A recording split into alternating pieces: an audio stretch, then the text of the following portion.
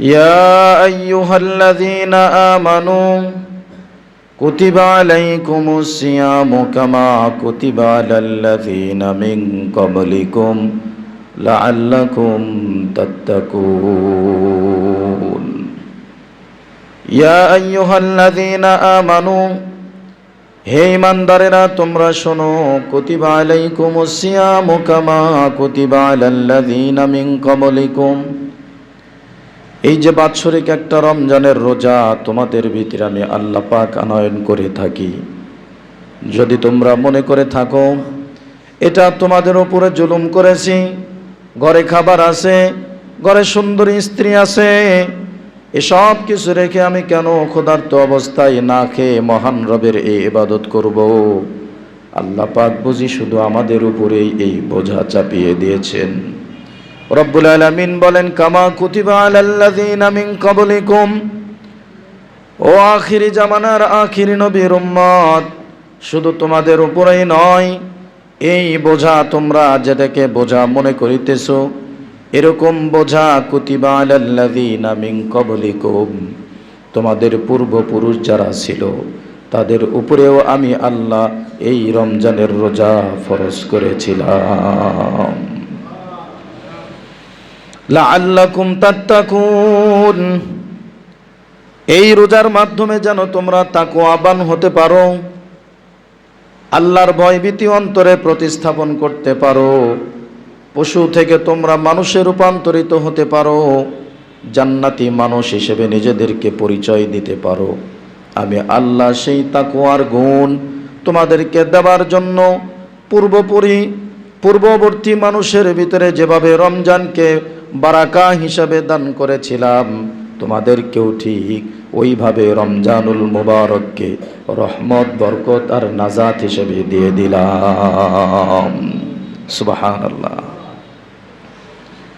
তাহলে রমজানের রোজা, রাতের ঘুম হারাম করে কিয়ামুল লাইল করা, সেহরি খাওয়া, সাহারির পরে আবার ফজরের নামাজ আদায় করে সারাদিন ক্ষুধার্ত অবস্থায় থেকে খাবার সামনে নিয়ে ইফতারের 1 মিনিট পূর্ব মুহূর্ত পর্যন্ত আপনি খাইতে পারবেন না, এরকম একটা কষ্ট নিয়ে ইফতার পর্যন্ত বসে থাকা, এটা আল্লাহ পাক এমনিই দেয় নাই, আমাদেরকে তাকওয়ার গুণে গুণান্বিত হওয়ার জন্যই এই মাসটাকে রহমত, বরকত আর নাজাত হিসেবে দিয়েছেন। সুবহানাল্লাহ। এখন কথা হলো, এটা কি শুধু আমরা আমাদের জামানায় শুধু পাইছি, আমাদের উপরই কি আল্লাহ পাক এই ইবাদত শুধু ফরজ করেছে? না, কামা কুতিবা আলাল্লাযীনা মিন ক্বাবলিকুম, তোমাদের বাপ দাদা পূর্বপুরুষ যারা গুজরিয়ে গেছেন, অতীত হয়ে গেছেন, আল্লাহ পাক বলতেছে এদের উপরেও রমজানের রোজা আমি ফরজ করেছিলাম। সুবহানাল্লাহ। এজন্যই দেখবেন সবকিছুরই একটা সবচাইতে সর্বশ্রেষ্ঠ দিক থাকে। দিনের ভিতরে সর্বশ্রেষ্ঠ দিন কোনটা খুঁজে বের করেন, রাতের ভিতরে সর্বশ্রেষ্ঠ রাত কোনটা খুঁজে বের করেন, দিবসের ভিতরে সর্বশ্রেষ্ঠ দিবস কোনটি খুঁজে বের করেন, মসজিদের ভিতরে সর্বশ্রেষ্ঠ মসজিদ কোনটা খুঁজে বের করেন, জমিনের ভিতরে সর্বশ্রেষ্ঠ জমিন কোনটা খুঁজে বের করেন, মাসের ভিতরে সর্বশ্রেষ্ঠ মাস কোনটা এটাও খুঁজে বের করেন। যদি বলি সাপ্তাহিক দিনের ভিতরে সর্বশ্রেষ্ঠ দিন কোনটি, আপনারা কি বলবেন? জুমার দিন হলো সর্বশ্রেষ্ঠ দিন। দিনের ভিতরে সর্বশ্রেষ্ঠ দিন যদি কোনটি বলেন, দিনের ভিতরে সর্বশ্রেষ্ঠ দিন হলো আরাফার দিন। 365 দিন, এই 365 দিনের ভিতরে সর্বশ্রেষ্ঠ দিন হলো আরাফার দিন। যদি বলি রাতের ভিতরে সর্বশ্রেষ্ঠ রাত কোনটি, আপনারা কি বলবেন বলেন দেখি? লাইলাতুল কদরের রাত হলো সর্বশ্রেষ্ঠ রাত, এরপরে 2 ঈদের রাত হলো সর্বশ্রেষ্ঠ রাত। এবার যদি আপনাদেরকে বলি মসজিদের ভিতরে সর্বশ্রেষ্ঠ মসজিদ কোনটি বলেন দেখি? বাইতুল্লাহ, আল্লাহর ঘর মসজিদটা হলো সর্বশ্রেষ্ঠ, বাইতুল মোকাররম। এরপরে আমাদের বাংলাদেশে বাইতুল মোকাররম জাতীয় মসজিদ সর্বশ্রেষ্ঠ মসজিদ।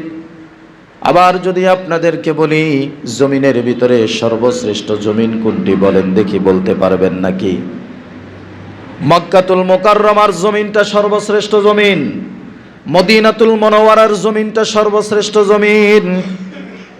এরপরে ফিলিস্তিনের বুকে বাইতুল মাকদাস, এটাও হলো সর্বশ্রেষ্ঠ জমিন। এরকম ভাবে প্রত্যেকটা জিনিসের একটা সর্বশ্রেষ্ঠ দিক থাকে।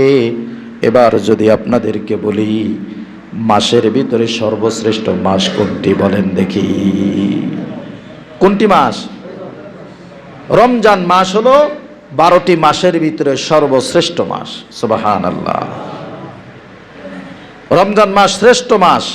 রমজান মাস সুবর্ণ সুযোগের মাস। রমজান মাস সওয়াব আর নেকি ইনকাম করার মাস। রমজান মাস পাপ মুক্ত হবার মাস। রমজান মাস জান্নাত কামাই করার মাস। রমজান মাস জাহান্নাম থেকে মুক্তির মাস। সুবহানাল্লাহ। সেই রমজান মাস আমরা পাইছি। আমরা যে কতটা সৌভাগ্যশীল, খুশনসিবওয়ালা মানুষ। আল্লাহু আকবার। আগামী রমজান আবার যে আমাদের ভাগ্যে আসবে কোনো অথরিটি, কোনো গ্যারান্টি আছে? নাই। রমজান আমরা পেয়ে গেছি। রমজান পেয়ে গেছি এই কথা বলেই শুকরিয়া আদায় করলে চলবে না।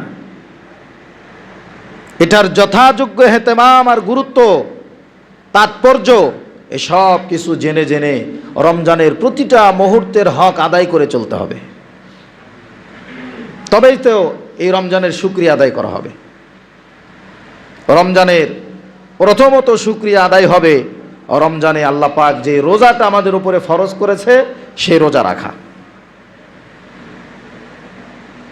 কিন্তু আফসোস, দুঃখের বিষয়, এখনো চায়ের স্টলে, বিভিন্ন হোটেলে, রেস্টুরেন্টে পর্দা টানিয়েও মানুষ খাবার খায়। খায় কি না? খায়।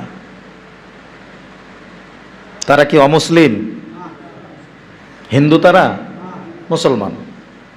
আমাদের সমাজের মানুষ, আমাদের আশেপাশের মানুষ, আমাদের প্রতিবেশী, আমাদের ভাই, আমাদের আত্মীয় স্বজন, এখনও তারা ঘরের ভিতরে দরজা বন্ধ করে আড়ালে আবদালে বিভিন্ন দোকানপাটে রমজানের পবিত্রতা নষ্ট করে নির্বিচারে পানাহারে তারা ব্যস্ত আছে।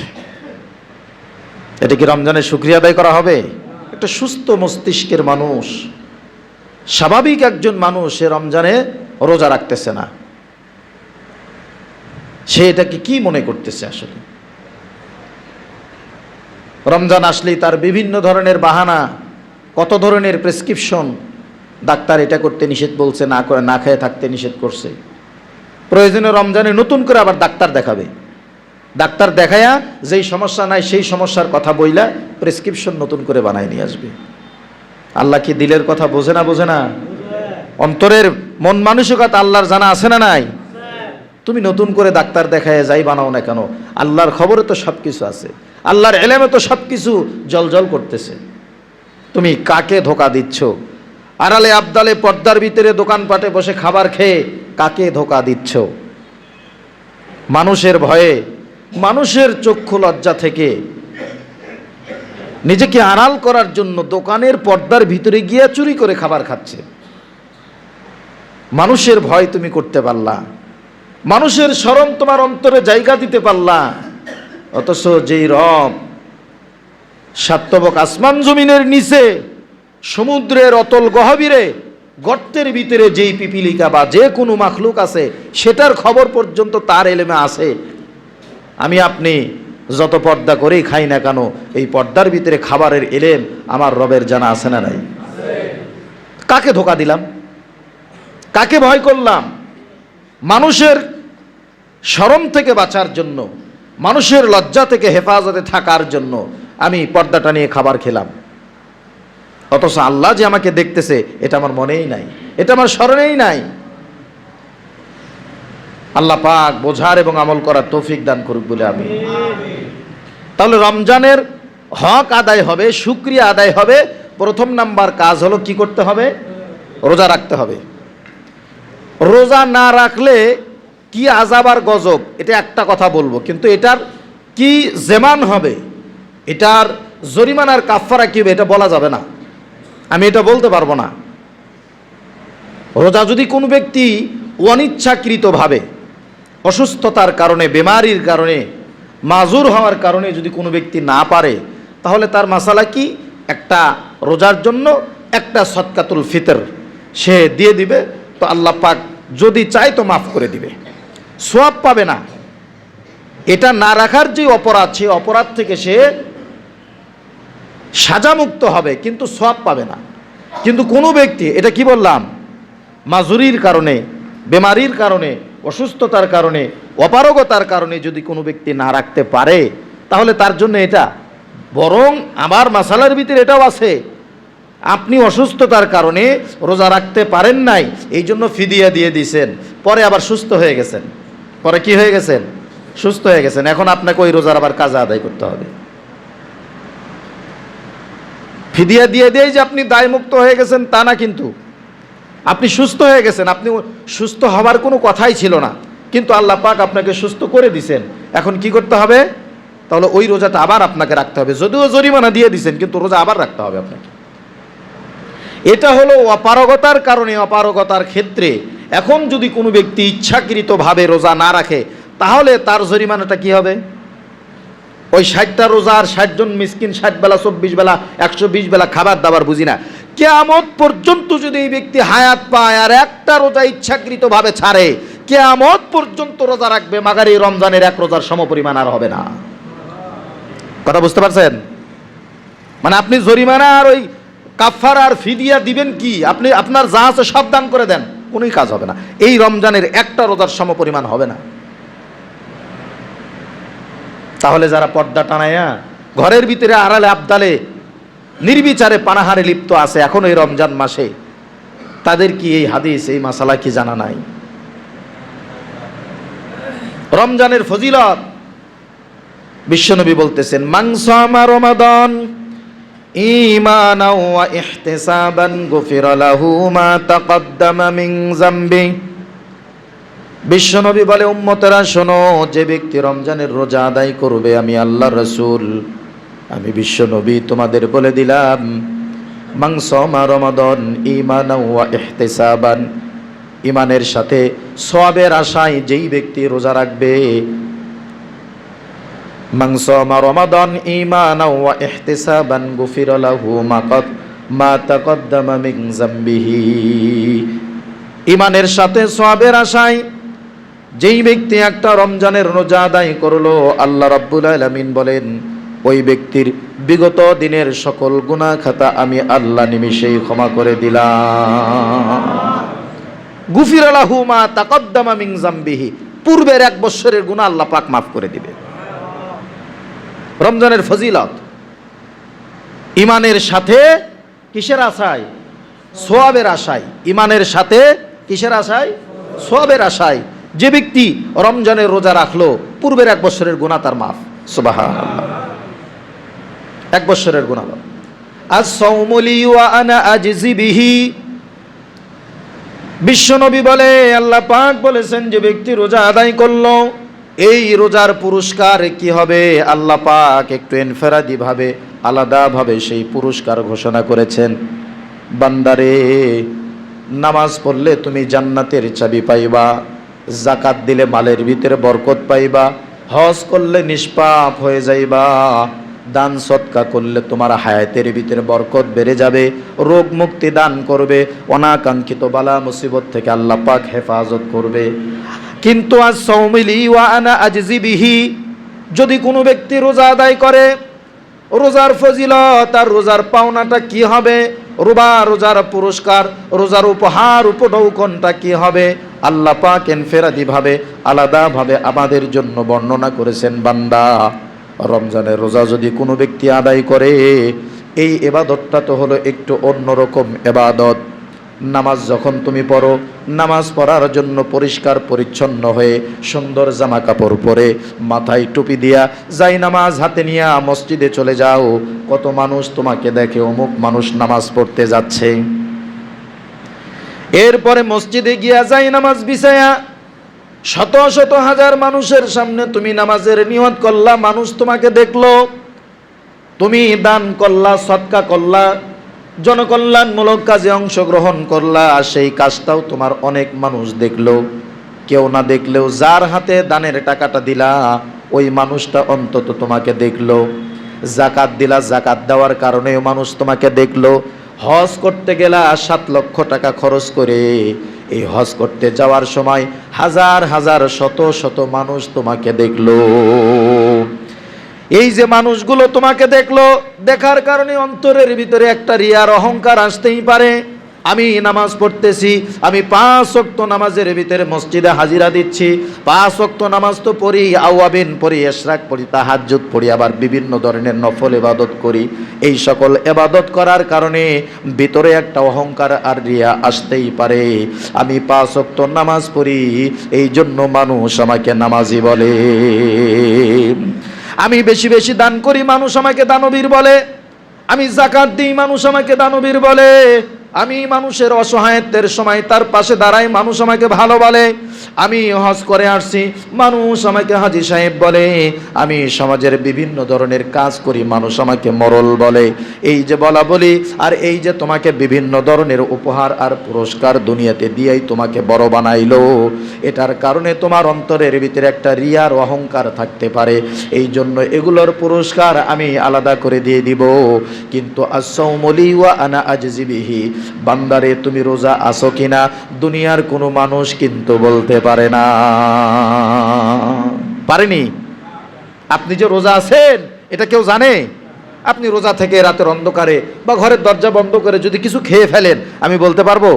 আমি যদি খেয়ে এসে এখানে আপনাদের সামনে বড় গলায় কথা বলি, আপনারা বলতে পারবেন? মানে পৃথিবীর বুকে একমাত্র ইবাদত, গোপন বলতে ইবাদত যেটাকে বলে, সেটা একমাত্র ইবাদত, গোপন ইবাদত হলো রোজা। রোজার মতো আর গোপন কোনো ইবাদত হতে পারে না। বান্দা, যেহেতু তুমি রোজা রেখেছো, কেউ জানে না, কেউ দেখে নাই, কেউ বলতে পারে না। অতএব এখানে তোমাকে কেউ রোজাদার বলবে এটাও বলার কোনো সুযোগ নাই।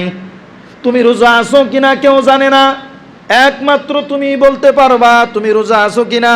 রোজা যেই ব্যক্তি রাখে ওই ব্যক্তিই জানে, আর কেবলমাত্র শুধুমাত্র মহান রব জানে আমার অমুক বান্দার অমুক বান্দি রোজা আছে। বান্দারে পৃথিবীর কোনো মানুষ রোজা আছো কিনা এটা জানে না। এই জন্য তোমাকে কেউ ভালো মন্দ কিছুই বলবে না।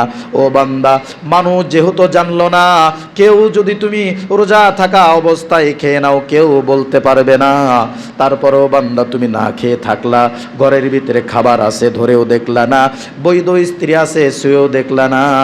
ও বান্দা, যেহেতু এই সব কিছু ত্যাগ করে রোজা রেখেছো রে বান্দা, অবশ্যই ওই রোজাটা তুমি আমার জন্যই রেখেছো।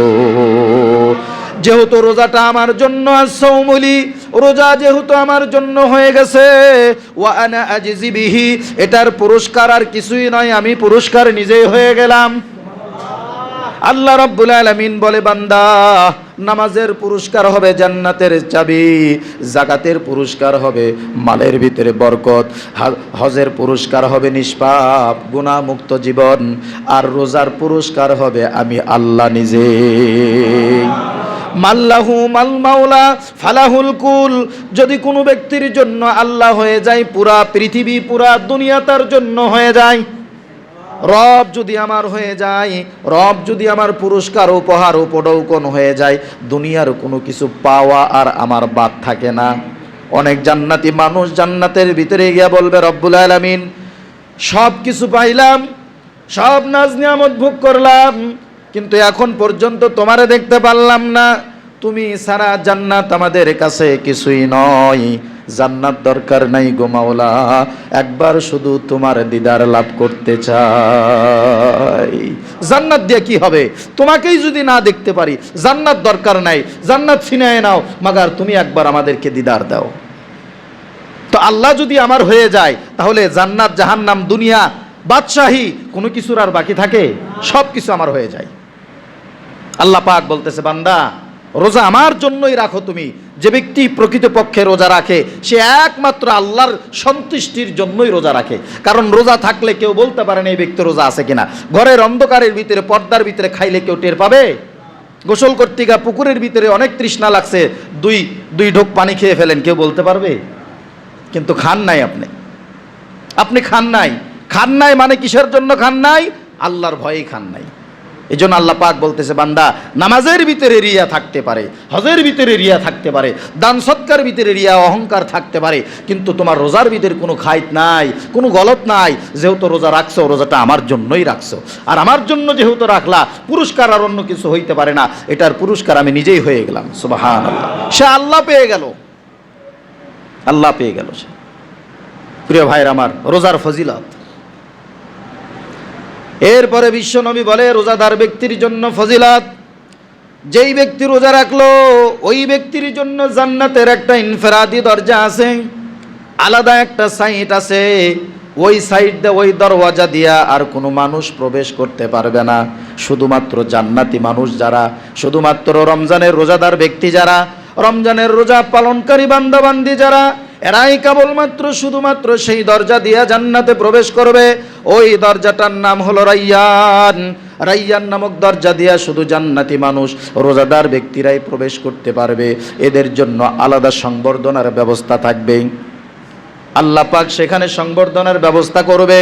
ও বান্দা, দুনিয়ার বুকে পানি ছিল, শরবত ছিল, খাবার ছিল, কোনো কিছুরই অভাব ছিল না। একমাত্র আমার হুকুম পালন করার জন্য, আমার বিধান কায়েম করার জন্য, আমার রেজা হাসিল করার জন্য, আমার সন্তুষ্টির জন্য তুমি না খেয়েছিলে রে বান্দা। তৃষ্ণায় গলাটা ফেটে গিয়েছে, তৃষ্ণায় কলিজা ফাটা অবস্থা, এমন কষ্ট ভোগ করেছো, চোখের সামনেই পানি ছিল কিন্তু আহরণ করো নাই। ও যুবক ভাইরা, তোমাদের কথা আর কি বলবো। বাসার ভিতরে থাকা ছোট ছোট বাচ্চা, 10-12 বছর বয়স মাত্র, এই 10-12 বছর বয়সের ভিতরে কিছু বাচ্চার ভিতরে ইমানি কুওয়াত বেড়ে যায়। এই বাচ্চাগুলো দেখবেন, বাপ মা বলে, বাবারে তোমার রোজা রাখার দরকার নাই, এখনো রোজা রাখার বয়স হয় নাই তোমার, তুমি আর কয়টা দিন পরে রোজা রাখো। নাসর বান্দা, ছোট্ট বান্দা, এ বলে না, আমি তো রোজা রাখবো, এখন থেকে যদি রোজা না আদায় করি রোজার অভ্যাস হবে না। আপনি আপনার সন্তানের একেবারে শুষ্ক মুখখানা দেখে আপনার কলিজায় আঘাত লাগে। শরীরটা শুকায়ে গেছে, মুখটা শুকায়ে গেছে, চোখটা ছোট হয়ে গেছে, বাচ্চাটাকে দেখে আপনার কলিজায় কামড় দেয়। হায় আমার সন্তান, না খেয়ে থাকলে আমি সহ্য করতে পারি না, আমার মুখের খাবার আমি সন্তানকে উঠাই দেই। আমার এই সন্তান মহান রবের মহান বিধান পালন করার জন্য রোজা রাখবে, কলিজায় সয় না। আপনি ডাক দিয়ে সন্তানের মাথা হাতান, বুকে হাত দেন, সন্তানকে কোলে নেন, আদর করেন, আর বলেন, বাবারে এই বছর রোজা রাখার দরকার নাই, সামনের বছর থেকে রোজা রাখো। ওই ছোট্ট বান্দা, ওই ছোট্ট বান্দি আল্লাহকে চিনেছে, আল্লাহর মহাব্বত অন্তরে স্থান দিয়েছে বিদায় আপনার কথা অ্যাভয়েড করে বলে, বাবা মা এখন যদি রোজা না রাখি, সামনের থেকে রোজা রাখার মতো সক্ষমতা আমার ভিতরে আসবে না। দেখবেন এরকম কিছু বাচ্চা আছে, ছোটবেলায় বেশি আদর পেয়ে, বাবা মার বেশি আশকারা পেয়ে, এই সন্তানগুলো ছোট্টবেলায় রোজা না রাখার কারণে বড় হয়ে গেছে, কিন্তু রোজা রাখার অভ্যাস করতে পারে না। আছে না নাই?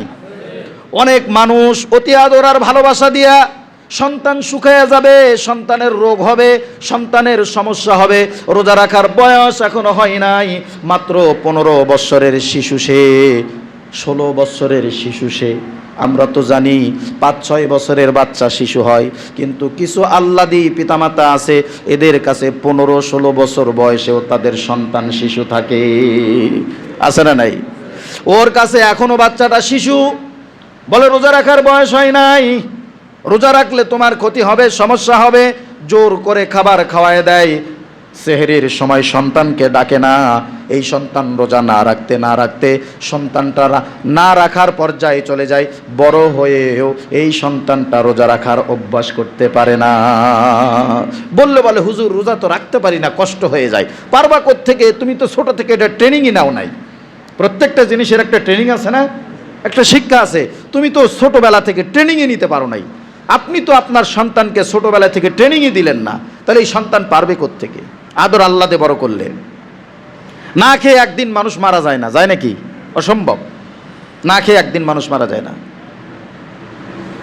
এই যে ছোট ছোট বাচ্চাগুলো রমজানের রোজা রাখে, আমার আপনার কথা বাদ দেন, ছোট্ট ছোট্ট বাচ্চাগুলো রমজানের রোজা রাখে, 11টা-12টা বাজার পরে সন্তানের দিকে তাকায়, দেখি তার মুখ আর মুখ নাই, শরীর আর শরীর নাই, অচেতন অবস্থা, কিছুই বলে না, সামান্য একটু একটু করে রাগ দেখায়, এক কথা দুইবার বলে স্যাংস্যাং করে ওঠে।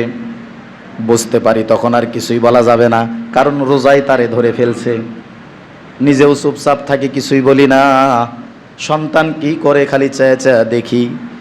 দুপুর গড়াইয়া লাঞ্চের টাইম পার হয়ে যখন বিকালটা পড়বে ভাব, এই সন্তান আর উঠতে পারে না। একবার বিছানায় শয়ন করে, আরেকবার দাঁড়ায় যায়, একবার খাড়ায় হাঁটে তো আরেকবার বসে যায়। কখন কি করবে তার কোনো তালতবা ঠিক নাই। সন্তান মাকে এসে এক পর্যায়ে বলে, মা গো আর কতক্ষণ লাগবে ইফতারের সময়? বাবাকে ডাক দেয়া বলে, আব্বার কতক্ষণ লাগবে ইফতারের সময়? আর কতক্ষণ পর্যন্ত না খেয়ে থাকতে হবে? এক পর্যায়ে অপারগ হয়ে এই সন্তানটা পিতা মাতার কাছে এসে বলে, মা গলাটা শুকায় যাচ্ছে, মা অনেক কষ্ট হয়ে যাচ্ছে, রোজা রাখতে পারতেছি না। একবার বলার পরে মা তোমা কলিজায় আঘাত লাগছে, ডাক দেয়া বলে, বাবা যদি রোজা রাখতে না পারো, পানি আছে পানি খেয়ে নাও, খাবার আছে খাবার খেয়ে নাও। ওই ছোট্ট সন্তানটা চিন্তা করে, সারাদিন না খেয়ে থাকলাম, আর মাত্র কিছুটা সময়, যদি নাই পারি সারাদিনের ক্ষুধার্ত থাকা অভ্যাসটা আমার ব্যর্থ হয়ে যাবে। আর কিছুক্ষণ সময় যেহেতু তাহলে অপেক্ষা করি, আর কিছুক্ষণ পরে সবার সাথে একসাথে ইফতারের আনন্দ উপভোগ করব। পিতামাতা যখন দেখে সন্তান একটু ধৈর্য ধারণ করেছে, এবার সন্তানকে কাছে নিয়ে আদর করে বলে, বাবা রমজানের রোজা রাখার অনেক ফজিলত। এই যে সারাদিন তুমি না খেয়ে রয়েছো, সারাদিন তৃষ্ণার্ত রয়েছো, আল্লাহ পাক তোমাকে পুরস্কারে পুরস্কৃত করবে। সন্তানকে কাছে ডাক দিয়া পিতামাতা সুন্দর করে মাথায় হাত বুলাই, পিঠে হাত বুলাই, বুকে হাত বুলাই, সান্ত্বনা দেয়। এই ভাব করে সন্তানকে ডেকে ডেকে আশ্রয় আর প্রশ্রয় আর ভালোবাসা দিয়ে দিয়ে ইফতার পর্যন্ত সন্তানকে টেনে টুনে পার করায়।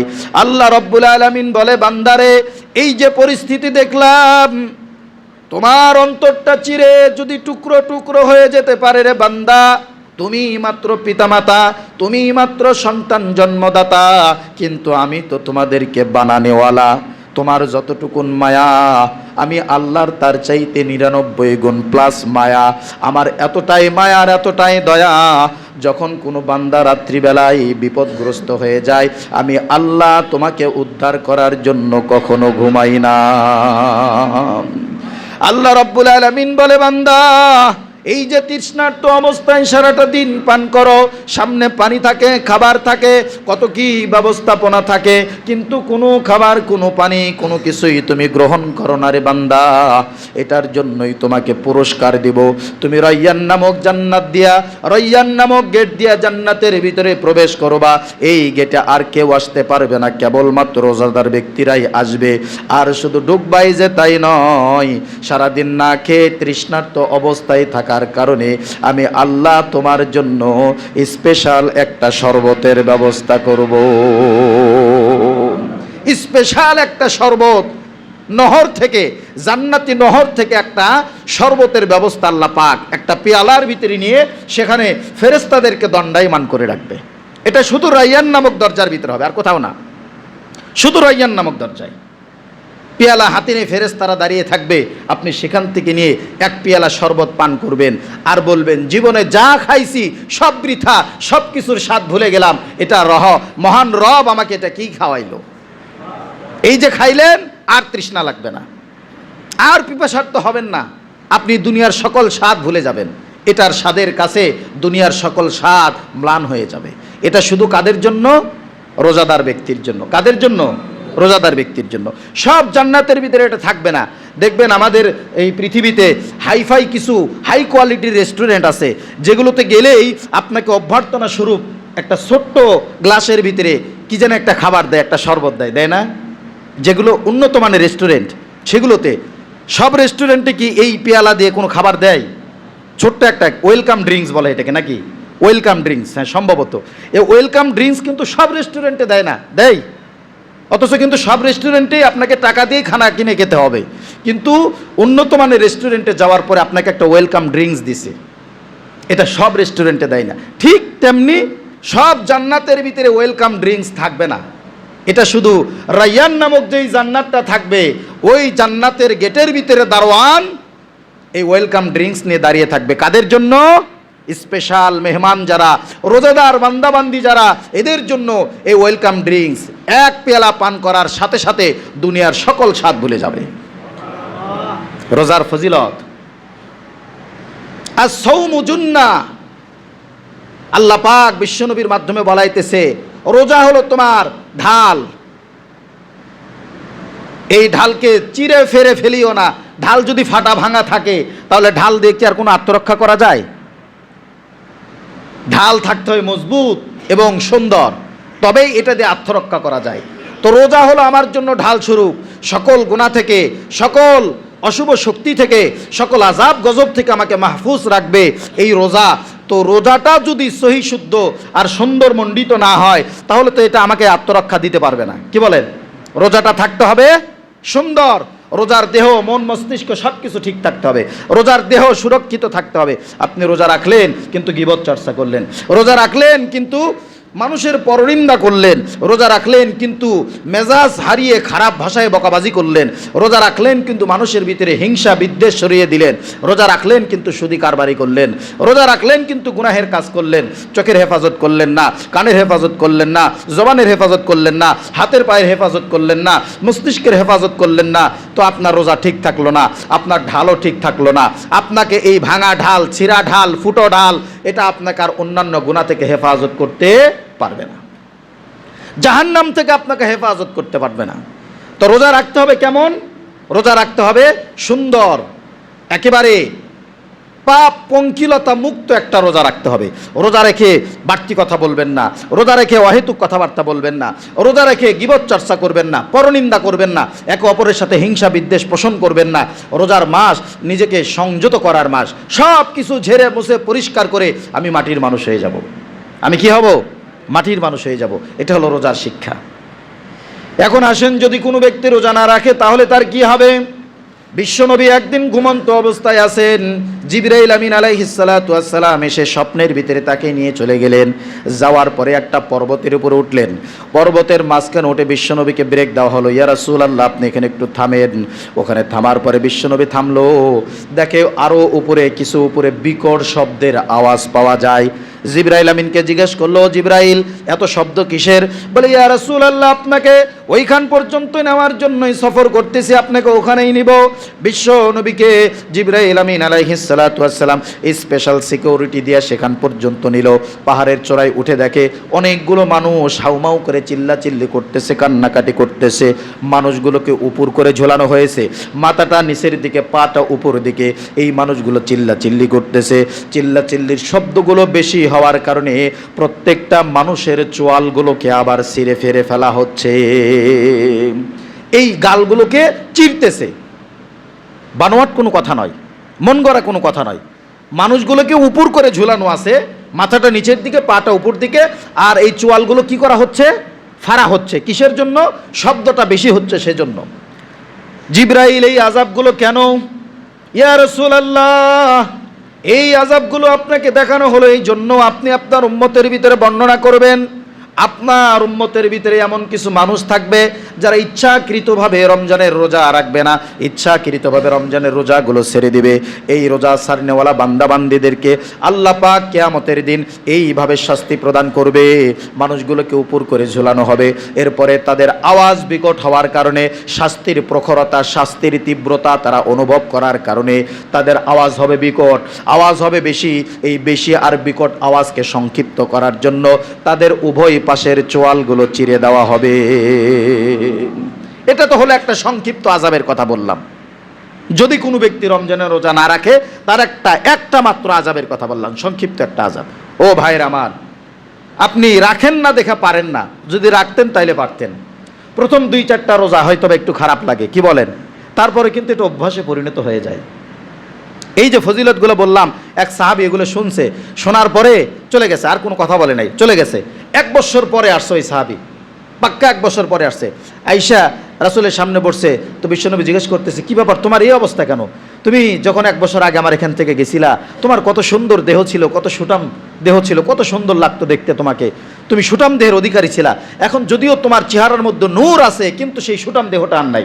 ইয়া রাসূলুল্লাহ, আপনি যে রোজার ফজিলত যেইভাবে আপনি আলোচনা করছেন ইয়া রাসূলুল্লাহ, এটা আমাকে এতভাবে আকৃষ্ট করছে, এতটাই আমাকে আনন্দ দিয়েছে যে আমি শুধু রমজানের রোজা নয়, আমি সাওমে তাওজিহ, আমি সারা বছর রোজা থাকার নিয়ত করে ফেলছি। আমি এখন সারা বছর রোজা থাকি।